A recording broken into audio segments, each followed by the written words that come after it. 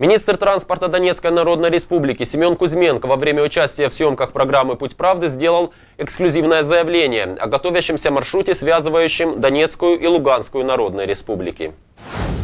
28 марта со станции Синоватая Пассажирская будет отправлена первая электричка с лета по направлению на Луганск. Она проследует мимо таких узлов, как Янакиево, Дебальцево, Чернухино, Радаково, Луганск.